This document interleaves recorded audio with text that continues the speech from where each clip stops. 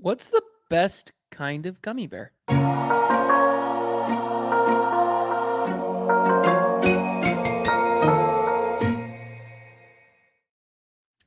Hello and welcome, Star Wars fans, to this week's episode of Duel of the Rings, a show where we debate takes so hot that they would melt a planet with twin suns.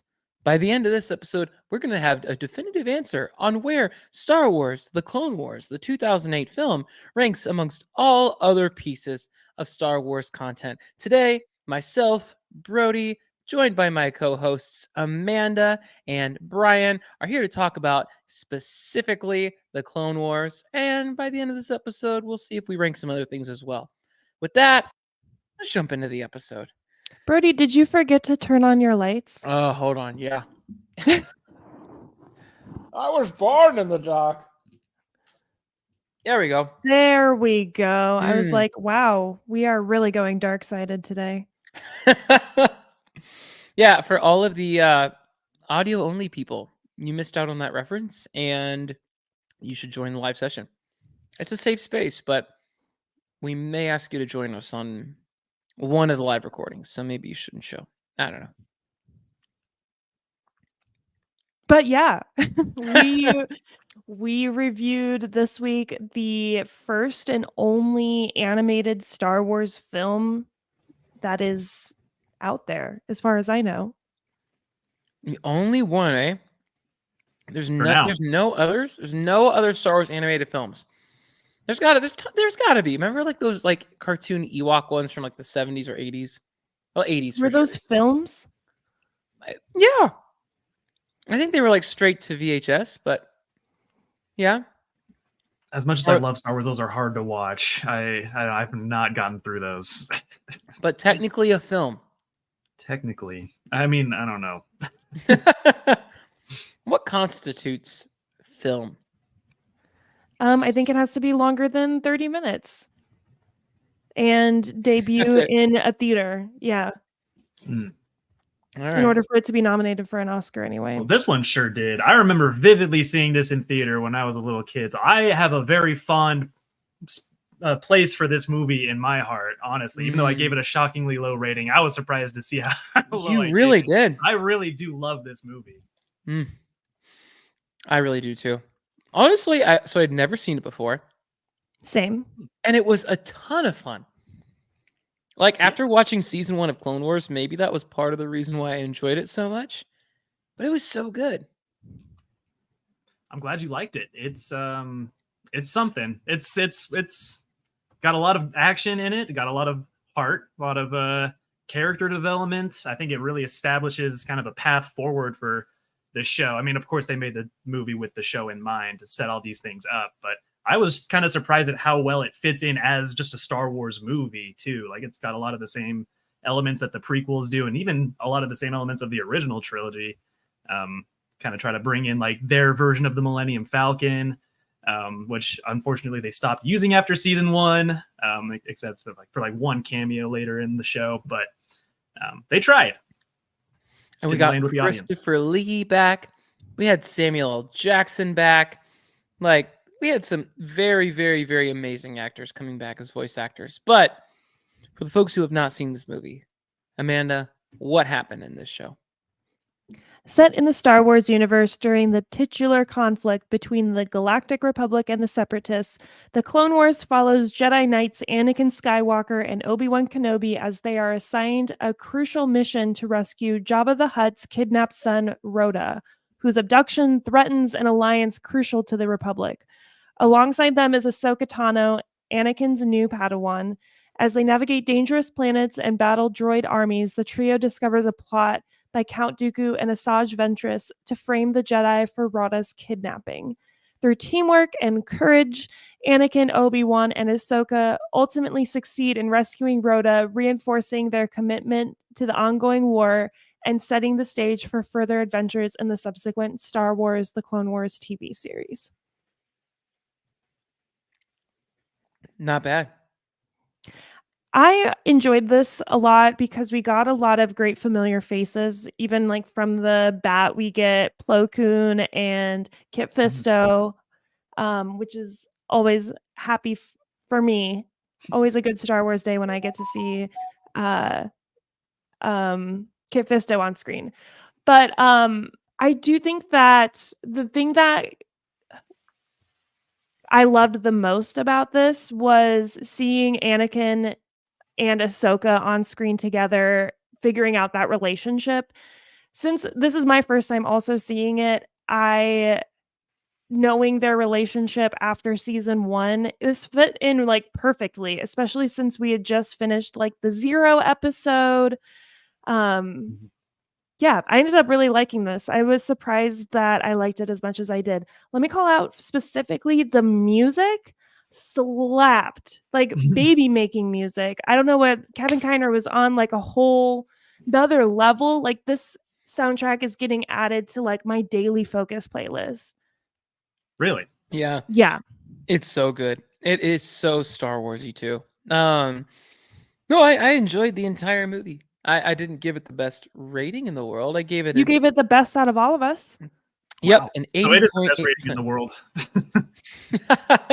The best of us three. But yeah, no, I mean, I thought the music was really good. The immersive universe, like, I definitely realized we should have watched this before watching season 1 of the Clone Wars, because what's Jabba's uncle's name? Zero. Again? Zero. 0. Yeah, With the an hut. eye. Let me tell you, that made a whole lot more sense why. I mean, you didn't have to watch the movie to understand, like, all right, here's this hut. He's breaking out of jail. But that backstory was cool. Showed the inner complexities of the huts, but ultimately, the story at the end of the day, hey, should the Republic or will the Separatist Alliance be able to access these trade routes that are really important for winning the war? What I'm curious on, and when these kinds of events happen, does Palpatine just like sit back and be like, all right, let's see, like he's just like, like a kid with his toys, just like, let's see who wins. He seemed Just- pretty upset that it wasn't going according to plan. He did definitely want the Hutts to be at war with the Jedi. I think that he did actually lose. It was a major L. In fact, maybe the Clone Wars would have shaped up a lot differently if if little Rhoda hadn't made it. Which was like kind of the most confusing part of the plot for me, was like, why is he all of a sudden sick? Like now we're also like racing You need to against tick the the clock. clock for him to like get his vitamin.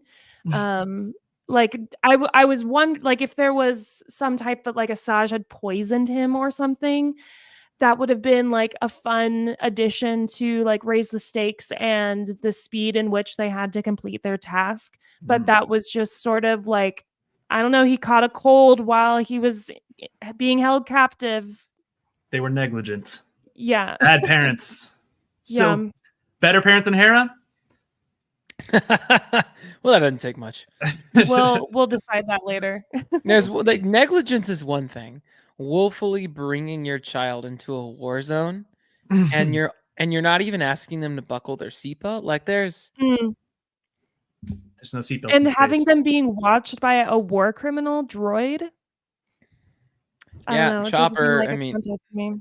no, not a safe scenario for that child. That poor child. But it's okay. Kanan Jarrus's kid's being whatever his name is. He's being watched over. Jason. Jason. He's being watched over see. by Kanan, just like Mufasa. He'll just pop out of the clouds one day and help him along in all the areas his mother Like failed. Bendu.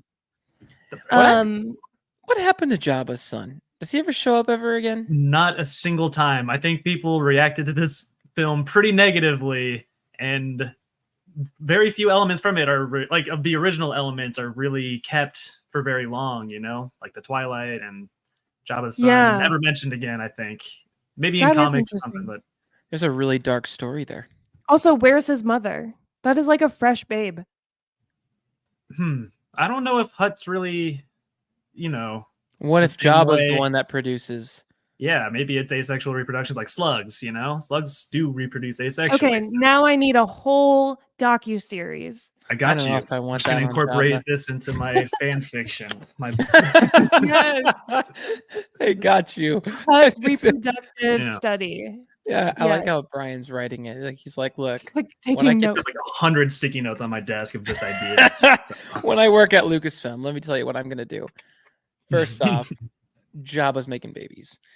Secondly, no, overall, Honestly, he seemed like a pretty good dad. Maybe I should have saved that for the hot takes, but Jabba seems like he's probably a better father than like maybe And Darth Vader. oh, then definitely Darth Vader. I mean, he cares, He but does. I mean, it's still not a great environment for a kid to grow up in, but it seems like that's the environment all the Huts live in. These crazy crime clubhouses with people dancing all around, and it's grimy, dirty. Everyone's looking to cut everybody's throat. I'm forced to believe that that baby met a tragic end. I'm just saying. Zero gets out of prison, and Zero clearly doesn't care at all. So I don't Actually, know. rumor has it that Roto, whatever his name is actually the companion to Rey in the updated, like, further sequel trilogy. He turns into a Jedi Hutt. I was Googling that while I was watching the movie because I know there is a Hutt Jedi and he's freaking cool looking. Are you serious? I just made that up. Yeah, well, I mean, I don't think it's canon anymore, so please, Okay. Lucasfilm, I know they're listening. Let's, take I him in don't his know if we idea. want to bring that back. That doesn't excite me It'd at be such an all. epic payoff. Be like, the truest fans have been here since day one, August whatever 2008, and we Listen. will be rewarded finally. I want to see a Jedi of every race and creed, you know? Mm-hmm. I want to see Blop in Yeah, live action form. That's what I want to Can see. And Blop be a Brian, Jedi? you know, if he's stronger than most Jedi actually, but he doesn't really Yeah. need the Force because he has B1 magnets. will Got be the one power of Malvern. magnets. The Which power is of essentially magnets. it's essentially the Force. May the force of magnets be with you. Yes, that's the. The Yeah. force of magnets. Okay, No. we've also talked about in the Clone Wars TV series, I've called out the little like pinup posters in the barracks, and there was a very obvious one in this episode too. Did you guys catch it? On the Mhm. LAAT. Yeah. Yeah. She was like covered in snakes and stuff. I was like, "Oh my god, cover my eyes. This is the future liberals want." I tell you what though, like there was a lot, like the violent sequences. There's a lot of action. Like it was Sexual very sequences. I think it did a really great job at having so much action to cater to their younger audiences.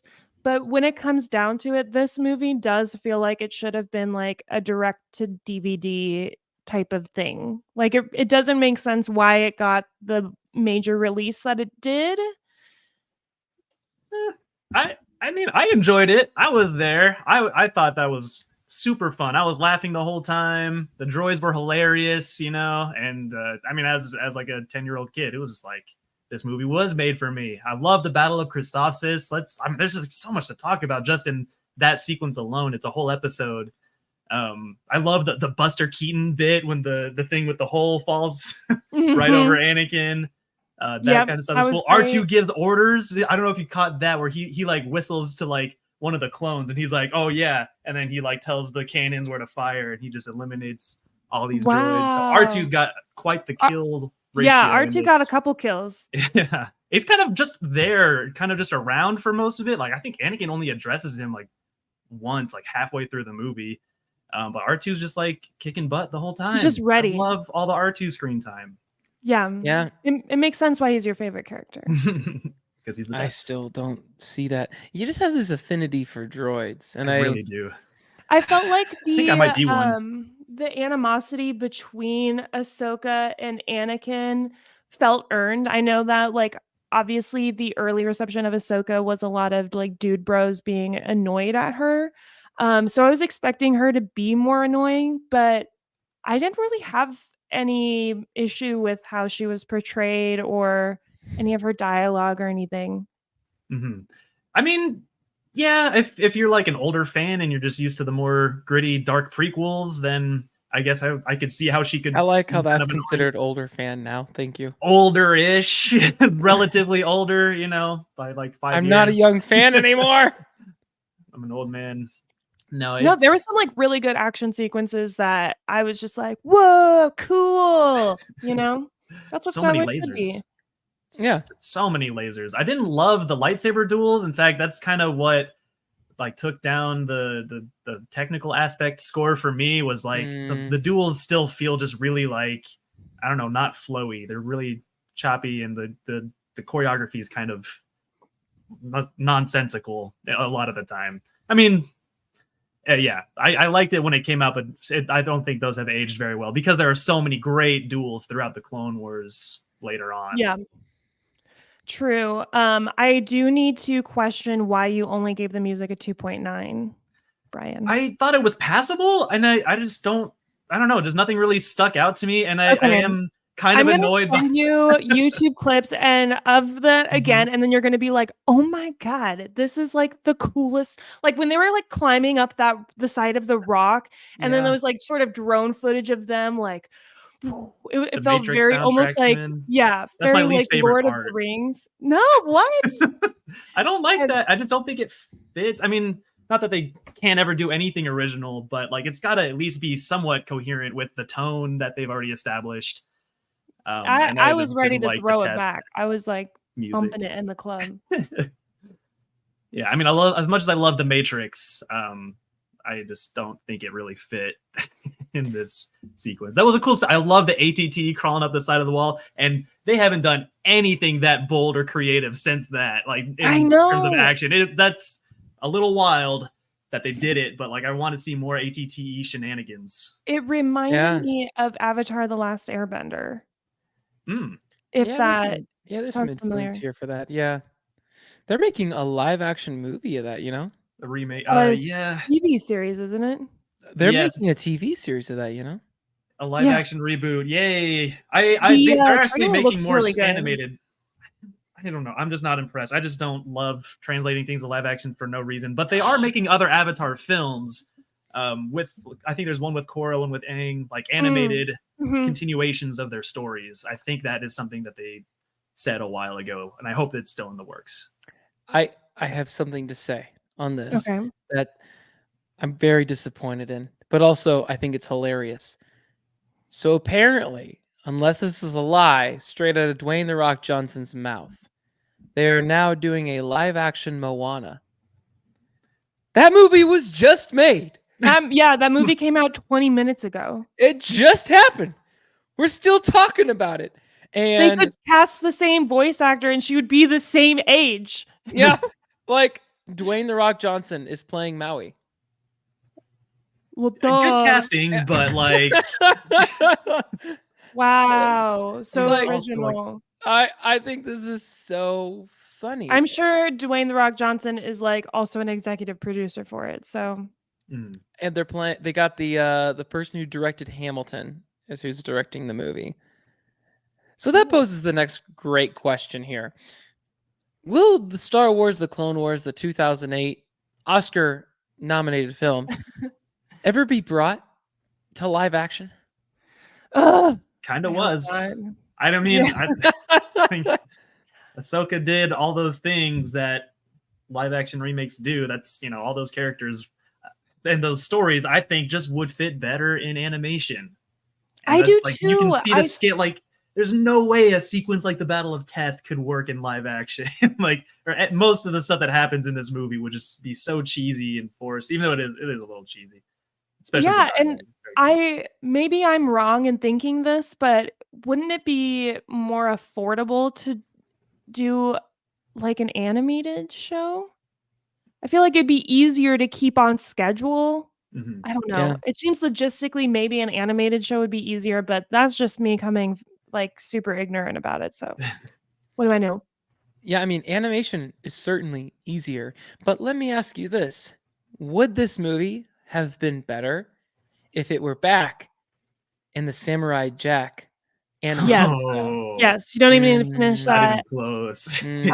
Also, I haven't even seen the micro series. I did watch Samurai Jack though when I was a kid, and yes, I love. Even nowadays, I feel like we don't get enough stylized animated expression. Like what I don't remember what that artist's name was, but what he did with that style was so cool Yeah. and it felt so true to like the samurai roots of the Jedi. Mhm.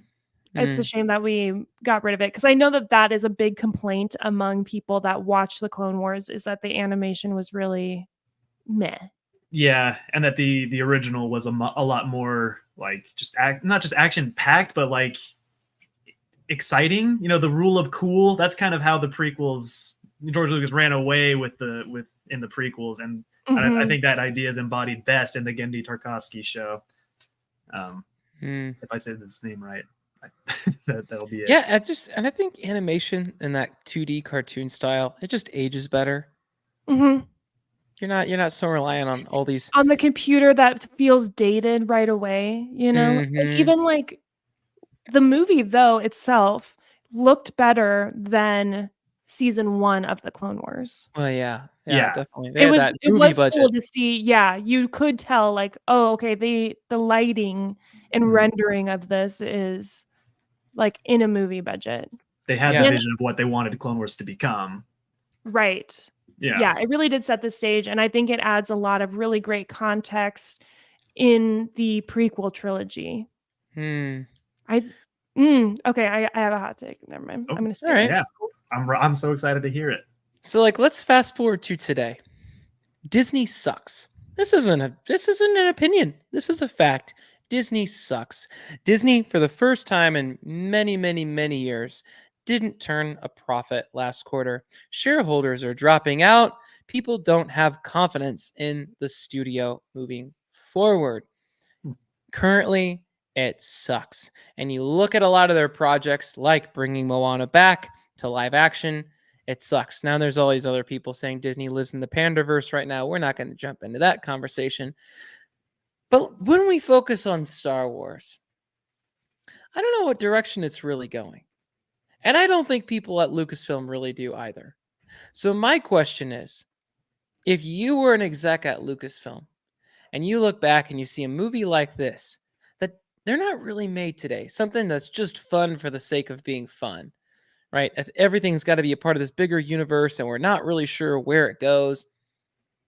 If you got to do one film, something to kind of be a palate cleanser, what's the movie you would make?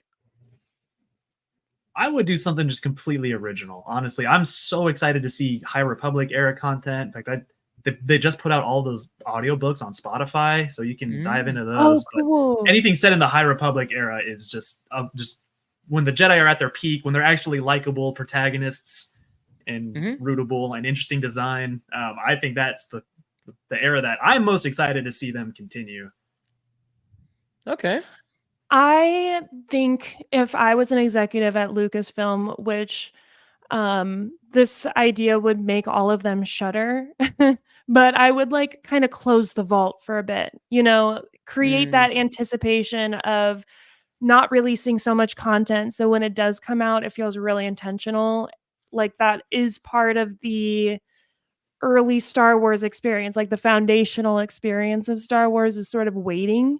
And it's okay if you can't come up with an idea. We can come back. I'll go no, next. but I am going to say that like when Disney Plus announced like its run of Star Wars content that they were going to produce, I would have canceled everything except The Acolyte. I think that is the direction. Like I would have put all of my money to make that project the best one and the one to push forward because that is really the tone and story that I am really eager to hear. For sure. Me too. What's that one about again? That's the High Republic one, actually. That's like right towards the tail end of the High Republic era. They don't really say specifically if it's a Sith or what the main character's alignment is precisely, but from the leaked trailers, there's just like so many lightsabers, so many Jedi, so much cool like environments, and they're really pushing the envelope here, which they didn't necessarily do in as much as they could have, I felt, in Ahsoka or Mandalorian season 3. Yeah.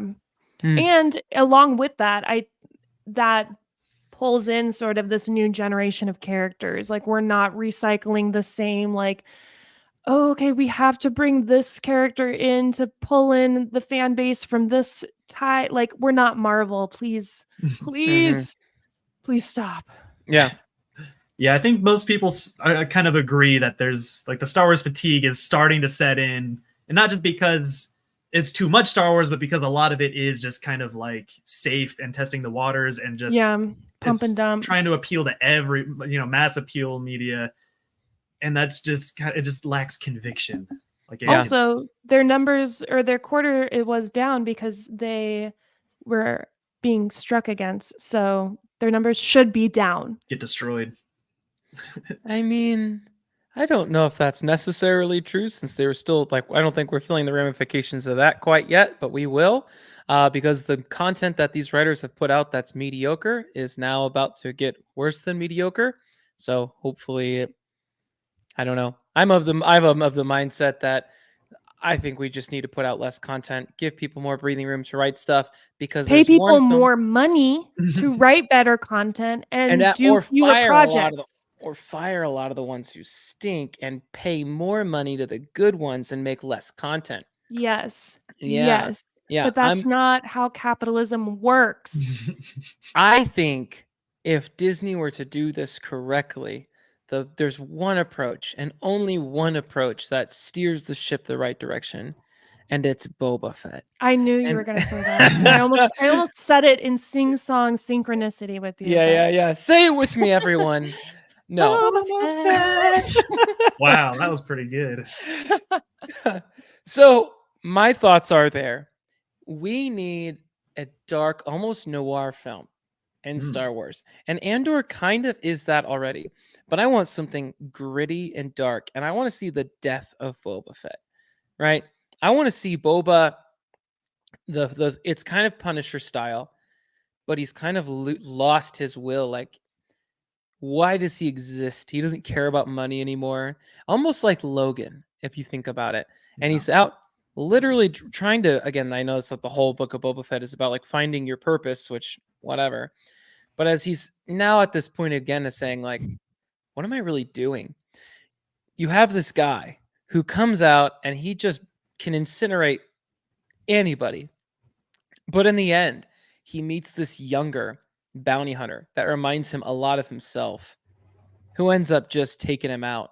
And Boba Fett does everything he can. And I mean, look, we don't have to like line for line copy Logan, but if there's some like Omega or something he's trying to protect this entire time, right? And ultimately he has to sacrifice himself so she can live. Well, that takes the guys like Boba Fett, Jango Fett, who've been traditionally super selfish. And there's this legacy that says, look, this thing's going to live beyond me. Look, I literally just said the storyline of Logan, but if you did that, I think people would love it. So do that, Disney.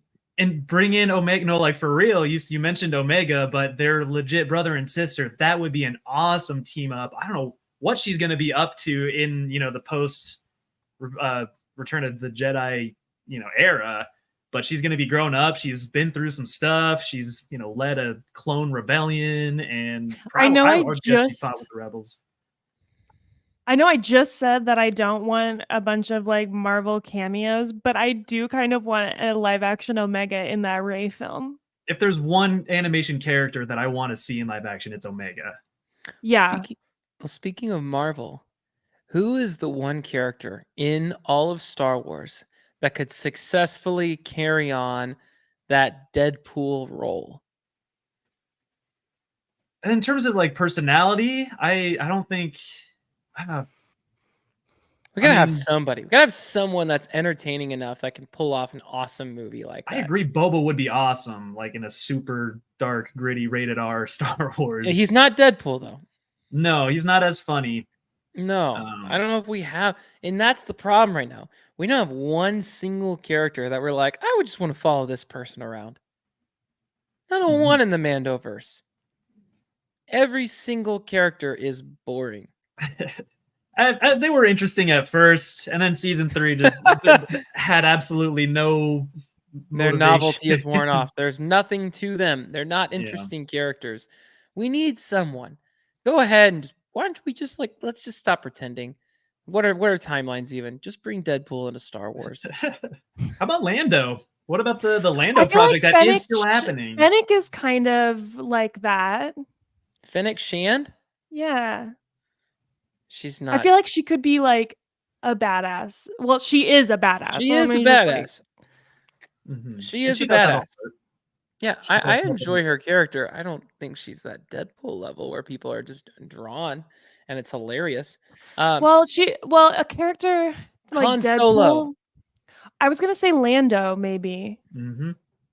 Lando kind of has the riz. Would love to see Alden Ehrenreich back as Han. I'm just gonna say it. Everyone was so afraid of it before the movie came out, and then everyone hated the movie for different reasons when it came out. But his performance was awesome. He's super fun. I thought he was really engaging. Donald Glover, obviously one of the best entertainers of our generation. And I really want to see I'm really hoping the Lando project actually finishes, but I know he wants it to. So that means that's going to happen because he's got money. Yeah. and a fan base. Well, to save Star Wars, you're both saying High Republic era films. I'm saying one dark Boba Fett film, but ultimately we need to find someone who can be Deadpool, whether it's Lando, whether it's Han, somebody. Or a new character. Or a new what a concept. A new right? character. A new character to take on the torch. And honestly, it would be cool if that person was like a Jedi, like in the Rey era of the galaxy. And he's kind of like, look, I'm going to follow this Jedi order, but you're not my boss and you're not my real dad. So I'm going to go do my own thing too. And she has like no team around her. So she just kind of has to deal with it. Fine. Yep. And he just goes rogue all the time. And, then he comes back and he has got these crazy adventures. And she's like, what do you got in your bag? He's like, it's Blop's head. No. I don't even know how that got here. I love it. It's all part of Blop's plan. It's all part of Blop's plan. He's not dead. He's not going anywhere. He's immortal. But overall, this movie, Star Wars The Clone Wars, ranks a 73.47%, which means... Wait. Before you read that, I just have to say that Brody gave it an 80.80. Is that bad? Is that no, good? That's really high. And I think that's worth calling out. I gave it a 76 and Brian gave it a 63.6. Don't expose me like that. Yeah. I loved it. I really do, but it sucks. I just don't like the dialogue. That's kind of really what killed me was the clunky dialogue. And then I felt like the story really lost momentum towards the end. We didn't even talk about the sexy fight scene between Asajj and Obi-Wan, where she has to rip off all of her clothes and fight in her underwear. And I was like, what is I know that there's some fanfics deep in the internet about this. And it was funny because she threw her. She throws it at him. Yeah. Doesn't he cut it with a lightsaber? They give me the impression that they've met before the way they flirt in this one. I want to see that first encounter. I want to see them just both chilling at a bar on some outer rim planet, and then they just have their little one night. I don't know if they have one night stands in Star Wars. They totally do. They hang out to they make an emotional connection and they don't even realize that maybe it's before the code. Yeah. Maybe it's before the Jedi Code, so that way Obi-Wan can be a little sinful. Well, I'm so out of pocket. I don't know what to say to that, Amanda. I am a good Christian. So back to our rankings. We have this is now the 9th best film of all time. Wow. Are you stunned? It's number 9 of 13. That's pretty good. Please don't tell me it's above Last Jedi. Well, no, of course not. Of course not, because The Last Jedi should be number 1, but it is number 4. So at least it's in the top 5 where it belongs. I'm kind of upset that The Last Jedi is above A New Hope. That's But a you can't little- change it. It's set in stone. I haven't gone in there and done my damage yet to those rankings, so maybe it will change. You know, that would be fun to go in and add a fourth column for Brian and do a re-review. I'm saying it. Once a month, can we just re-review the films? Just for the next year in Once 2024? a month, maybe Just once do a one little year. marathon. Yeah. No, watch no, all no, 9 no, movies no, in no, a no. weekend. One movie per month. Ah, Oh, okay. dang, I was really excited.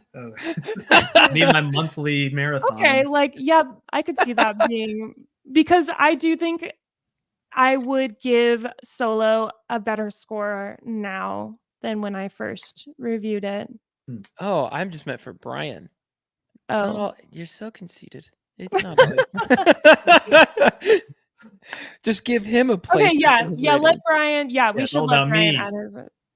Me. Let me at it. So, right now, the number one Star Wars film of all time is The Empire Strikes Back, followed by Revenge of the Sith, followed by Rogue One, The Star Wars Story. Number 4, The Last Jedi. Number 5, A New Hope.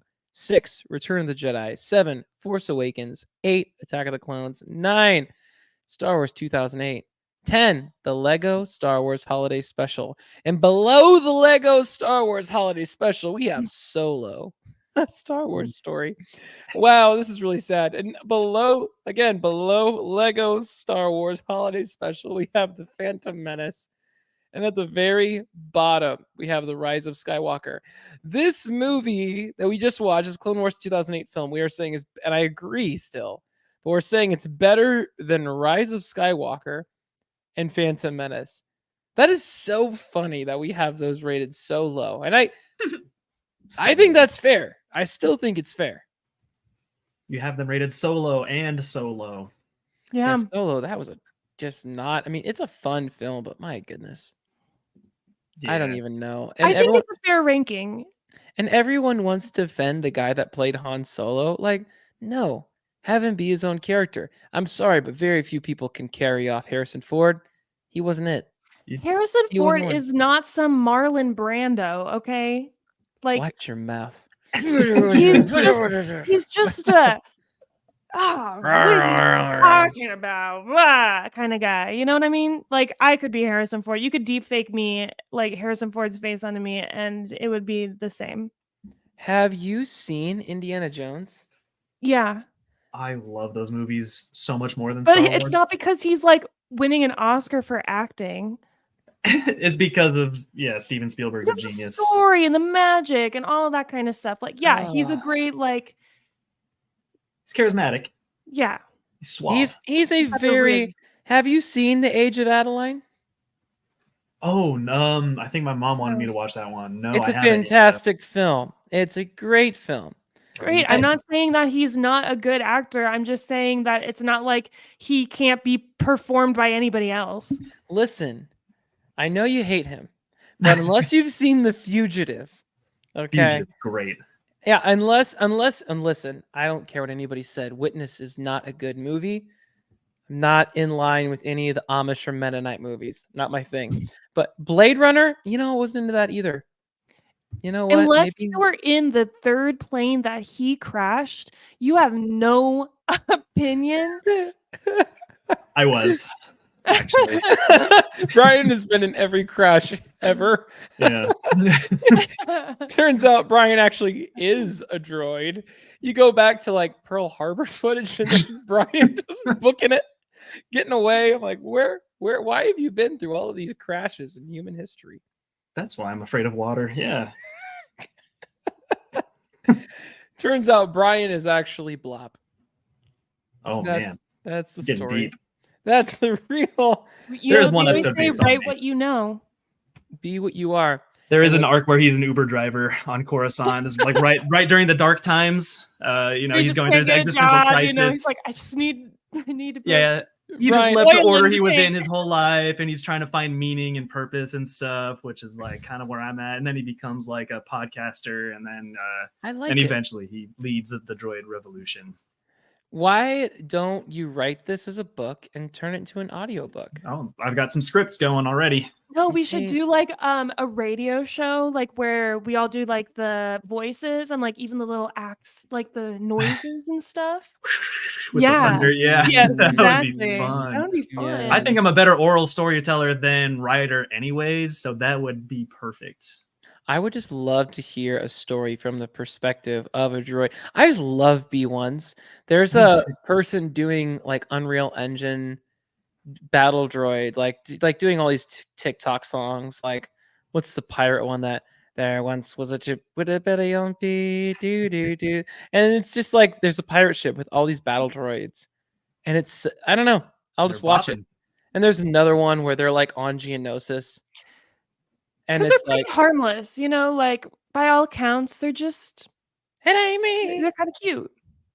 All right. Well, people want us to go to hot takes, so Let's do it. I think we gotta go Listen there. to the people. Listen to the people. It's time to get hot in here. Don't be too proud of this podcast you've constructed. The ability to rank content is insignificant next to the power of an exceptional hot take.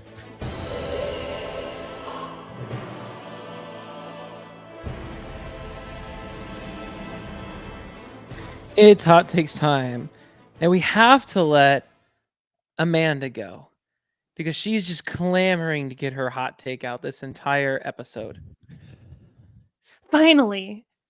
Even though it falls as the third best of the four now prequel trilogy of the prequel trilogy, we now are including like the Clone Wars in that era.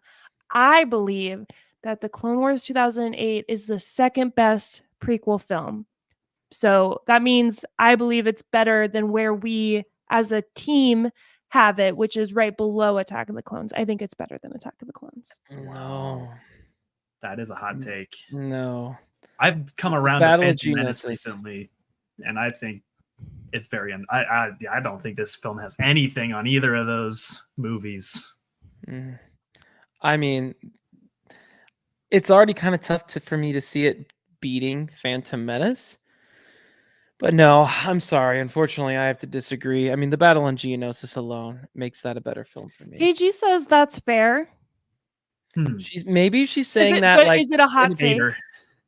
it's a hot take. I just It's a hot disagree. take? What if she's saying it's fair? Like that's Because like fair. Like you tried. like Good it's a job. good hot take. Like you can if somebody says that hot take, you're gonna be like, I can see why you think that. I Like, wouldn't yeah, I like. wouldn't think of that, but yeah, Yeah. I mean, like, I'm not clamoring that anyone should be burned at the stake for this, but I'm also not like, oh, that didn't ruffle me at all. It's somewhere in that, like, you're still on the didn't ruffle me at all I'm side. ruffled. No one's being burned, but overall, I disagree. It is a hot take, though. Sorry. I got a bad feeling about this hot take.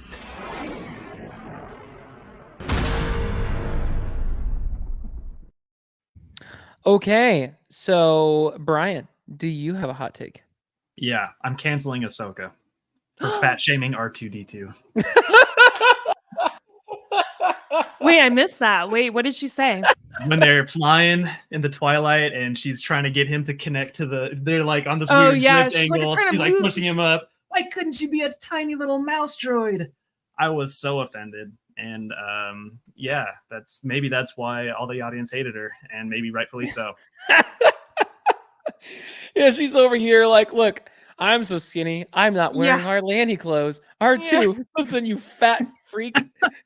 You didn't choose to be built like that. You can't Nah. go on a diet. And if she was, I didn't talk about this earlier, but she was kind of annoying. Like, I get what people are talking about, and I understand, like, I don't know. Because Dave she's a Fil- kid. Yeah, I mean, She's a like kid. kids Dave are Filoni- annoying. Kids are annoying. I love she's kids, like, but they are. and annoying. she's always like, I'm gonna challenge and like that's the whole point. Is she's like mini Anakin, like I'm gonna challenge everything you do, and like obviously it's annoying for him. That's the whole point. But no, I don't know. I'm not I'm not really. I'm not agreeing with you. I don't think she should be canceled. I think she should have been, sometimes we say called out, but I think she should have been called in to reflect a little bit more about why she chose those words. I think that maybe Anakin could have given her like a quick little snap and been like, "Don't talk about my droid like that." Mm, Yeah. Defend your And little put her in her homie. place a little bit because she needed to be checked there. Very uncool, Ahsoka Tano. Yeah. Now she's just running around free, just belittling droids. Thinking all droids should just be tiny little, like, easy to lift and maneuver droids. Like, so sorry. you think that's a hot take? You think she should be canceled, Amanda? I think it's a hot take. I don't agree that she should be canceled, but I think she should have been given a warning. HR's got a letter on her desk. Yeah. Next day. Yeah. Who I'm talking to. There's a lot of things they need to talk to Ahsoka about from this episode. Yeah, breaking the dress code for sure. Yeah, like you're a child. Put clothes on. When I was in school, everyone had to wear clothes. So Yeah, like the Jedi. Back in my day, you couldn't even have spaghetti straps. She doesn't even have spaghetti straps. It's just a tube top. Yeah, like it's. I very want to see the thrown away costume ideas that they I turned don't. away that they ended up choosing. Yeah, it could have been just like nipple covers. oh god, Okay. We're like, okay, that's a little too far. We should put something on her. rein it back, George. Rein it back. Oh, I don't like this I'm sorry. conversation. Okay. All right. Well, I think with that, I'm sorry, Brian, but I just, it's a hot take. I just don't agree. I got a bad feeling about this hot take. All right. I've got one. Now, as far as actors are concerned, while I don't think he's necessarily the best actor of all time, I think Harrison Ford has the best performance as far as acting is concerned in Star Wars of any of the actors that play any of the characters. That's such a milquetoast cold. And- I mean, it's so and that includes Obi-Wan. It's cold. It's cold. It includes Obi-Wan. I No. think his performance in The Force Awakens outdoes Obi-Wan in Revenge of the Sith for me. Oof. I don't think so. Ian McDermott as Palpatine and Alec Guinness. Come on. Obi-Wan, Palpatine is... and no, what? Did you watch the prequels? He's so layered and nuanced. You will die! He's so nuanced throughout the prequels. And he just goes, just lets it rip. The moment he can, he just lets it all loose. It's crazy under there, man. Mark Hamill's performance in The Last Jedi is so much incredibly better than any. Partially because he disagreed with the character and he still did the best acting job of his career. I think Mark Hamill in Last Jedi is maybe the best acting in all of Star Wars. Oh, I don't know. Mark Hamill has always been so whiny up until his literal end. His character, not him, sorry. Luke Skywalker was whiny until his very end. Which is why he's the best in The Last Jedi, because he's finally stops being whiny. He was stopped being whiny in Return of the Jedi, and he just went full circle, came right back to it. Whereas Harrison Ford, he was cool. Han Solo was always awesome.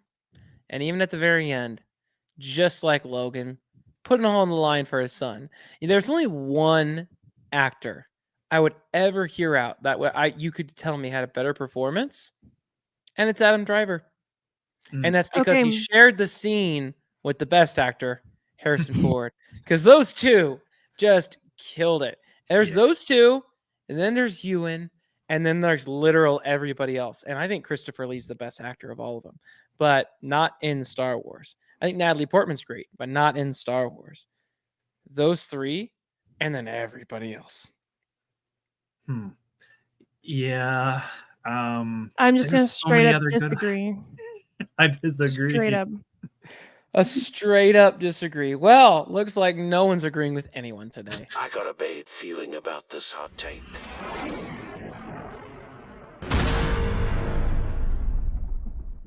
All sorts of detonators are going off today. All right. It's time for the last segment of the show. We don't have a transition for it yet because, well, we haven't made it. but we're going to. We got some fun stuff coming up this year. It turns out, I think we're going to go to Disney World a couple of times. Maybe. We'll see. You'll see too. We might be filming there. We might be filming at Disneyland. You'll see. I'm not sure yet, but if we do, we might be able to get some fun footage in there for a transition. But until that day, you're just going to have to live with the fact that there is no transition footage. And we're just going to have to go right in to the random rank segment of the show. So last week, I asked a lot of random questions because that's how my mind works. And I don't plan for these segments. I just literally go with it. So unless y'all have one, I'm just going to pull something out of thin air again. And that would be if you had to decide what to do with Jabba's baby and it looked like it was on the line, what would you do with Jabba's baby? And rank from the best decision to the worst decision. A, dump it off, make it look like it was a separatist. B, you're going to actually try to get him back, knowing he's probably going to get sick and die. Or she, I don't know what Jabba's child is. Or C, you leave it there. Altogether, you don't even go on the mission. Rank, what's the best decision to the worst decision? I think trying is good. I'm not trying to virtue signal or anything, but I think trying to help other people is generally good and not let babies die. So I think that would be the best decision. Leaving it sounds pretty irresponsible, even if he is smelly and slimy. So that would be your first decision. And then the next two, what are you going to say? Like, are you going to like try to get there no matter what? And then number two, would the next best decision, if that's not on the table, leaving the baby there when you get there or dumping it off before you get there? I mean, if you're not going to make it, you might as well blame it on the separatists. So I guess I'd put that one second. Yeah, I guess. All right, Amanda, what about you? I don't know. Those are three really hard decisions, Brody. Are they? Are they hard? Not for me. No, that baby's not really. That baby is not getting any assistance from me. That baby, let me tell you something.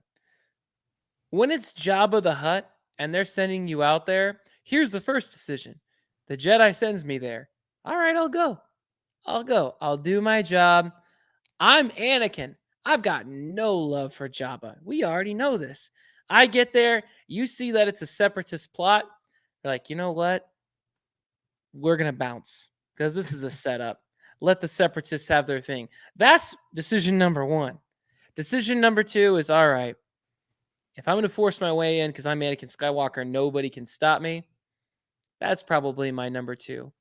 And number three, if I'm dumping that baby off because I'm like, this thing it's getting really sick and this is going to look bad. How do we blame this on the separatists? Because there's no way we're getting this thing home. Let's not worry about getting the rest of the way there. We got to just go back and give it back to the separatists because there's no way we're saving this baby. That's the ranked order I have for this question. That says a lot about you. Wow. Okay. I chose the dropping the baby off to die last. Okay. Okay. That was the last of the three. KG's on the comments saying, I couldn't understand the decision to help Jabba in the first place. That was me too. I was like, why are we even trying to work with a crime lord? Trade routes. That's what I'm telling you. Treaties. But still, like, it's not that I want a baby to die. It's that if you've watched Godfather, when you take that on, any small mess up, you get in your car or your bride gets in your car, someone, turns the engine on, boom, it all goes up. I don't want that heat. I don't want to get attached to Jabba's baby. That's the whole point in this whole movie. I'm not trying to do it. No, thank you. Fair. That's my random rank. I would refuse to just participate. I'd be like, I am not going to save this baby. Put that thing back where it came from. Help me. That's all. I don't want to help the Hutts, especially if I'm Anakin. Like, ugh. Yes. Hey. Yeah. That kid's gonna grow up to be a slaver. Like, Yeah. That Yeah, the That's what I'm question: would you kill saying. baby I would just Hitler? pay. Kind of I would thing. just pay no part in it. I I'd be mean, like, Brian that tried to kid's make it fate look is in like he someone's- was. Yeah, Brian tried to make it look he was so much holier than us, and I'm I like, dude, try. this is not Yeah. such an easy decision. I'm telling you. Nope. What I'm can you just- do?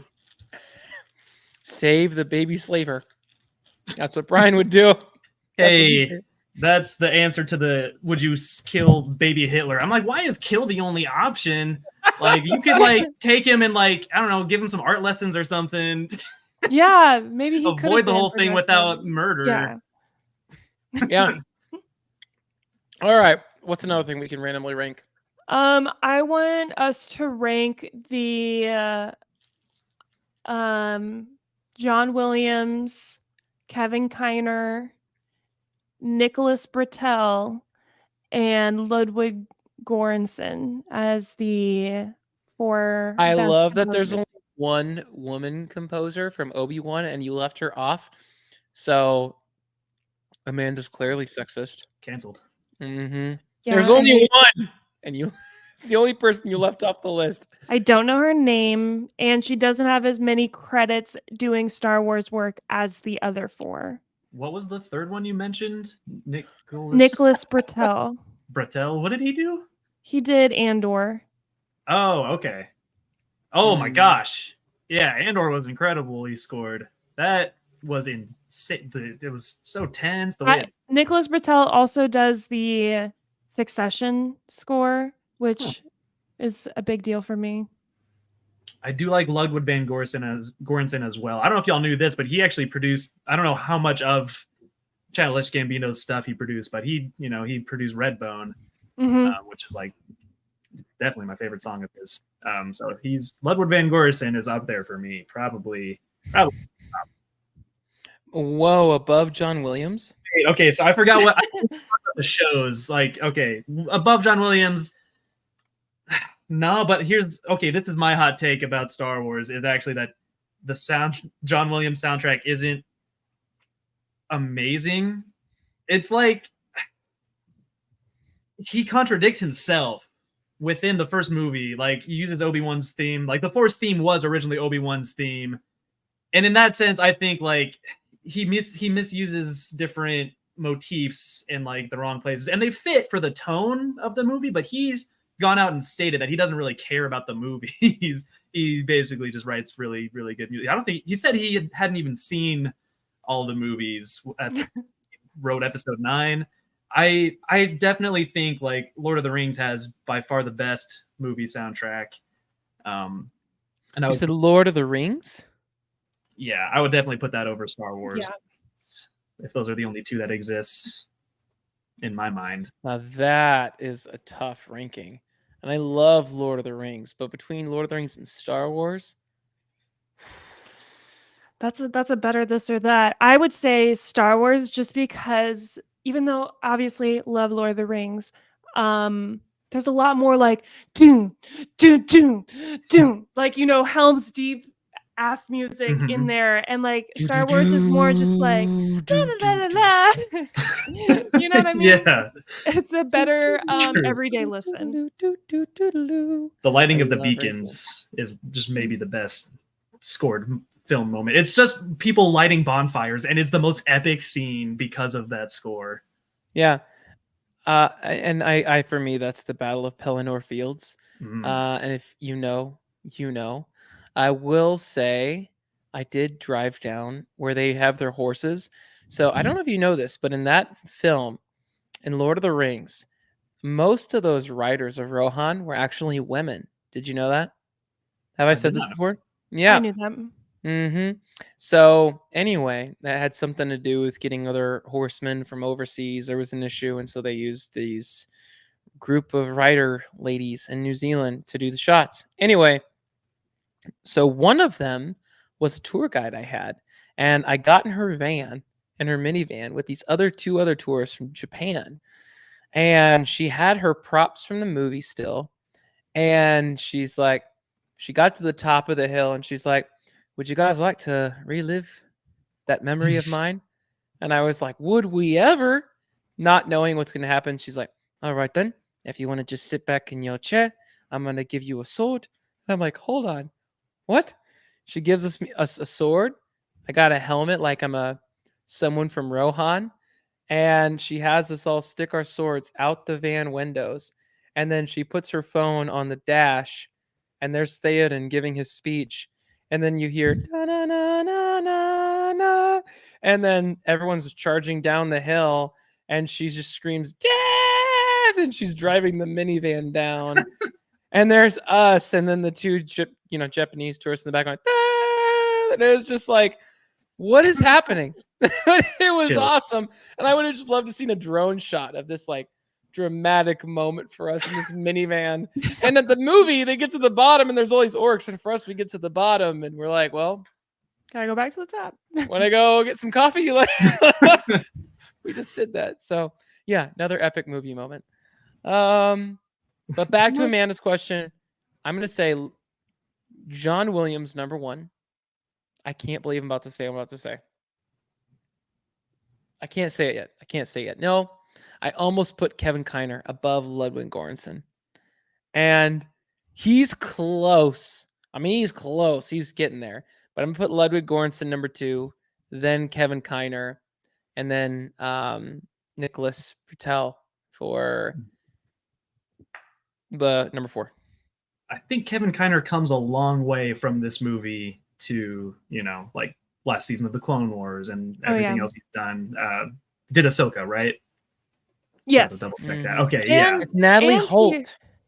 Natalie Holt, that's right. Terrible But also score. like Kevin Kiner uses the motifs that John Williams had originally created for Star Wars, but he sort of like remixes them in some ways. Mm-hmm. Yeah, I think I would put Ludwig right under John Williams, just like Brody did, because it's just the originality of that soundtrack. Mando's theme is so cool. The instrumentation is just all over the place, but tells a really interesting story and really adds to every scene. Yeah, it's true. Well, Brian, do you have anything for us to randomly rank before we jump for this week? Top 3 starfighters. Oh, Single pilot.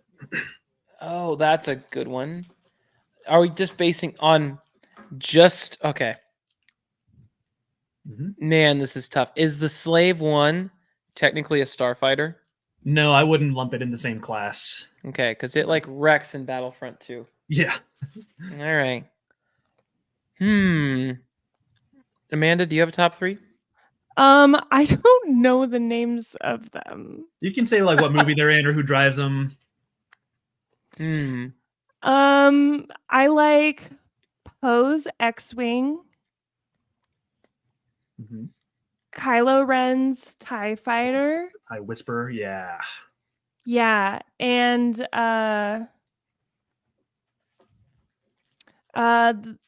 Padme's Star Cruiser, the Naboo. That's a beautiful ship. That one is a different class though. Oh, if you could only fit one person in it. Oh, the little Mando's reimagined or refurbished. Mm-hmm. Yeah. What is it called? N1. There we go. Yeah, that one's cool. I love I would put the original N1 Starfighter probably like 5th or 6th. It's up there. I was going to put the N1 as my number 1, followed by a TIE Interceptor. Probably just then got to go back to the OG, the X-Wings. Mm-hmm. I like it. Good picks. For me, it's like the Jedi Starfighter is like so far above everything. Oh yeah. Okay. Yeah. And it's in this movie so much. I love the the original Jedi Starfighter, not like the Interceptor that they have in Revenge of the Sith. I think just the design is so simple and elegant. It looks like a clone helmet. Friggin' cool. That and then actually the Interceptor is definitely my favorite TIE fighter. So that would probably be second. And I love the B-Wing. I think the B-Wing is goofy and awesome. I've got one right here. Actually, I have both the Lego. Oh, the B-Wing broke. Yeah, I got the Legos right here. Yeah, nice. I'm not a B-Wing fan. Well, you're missing out. It should be called the T-Wing, but that's okay. Yeah, why is that? Why is it called a B-wing? Absolutely no idea. You know what? Some of these folks. All right. Well, that's this week's episode of Duel the Ranks. We had a lot of fun. We hope you had a lot of fun. Next week, be sure to join us because KG may or may not join us next week. Next We'll week, see. we will actually not be recording because it is a holiday. You don't want to Life Day. you don't want to Life record Day. at all? No, You want to spend time doing with your family no. and other people? What about Brian? What about me? Just gonna leave me alone here. No, just my cats.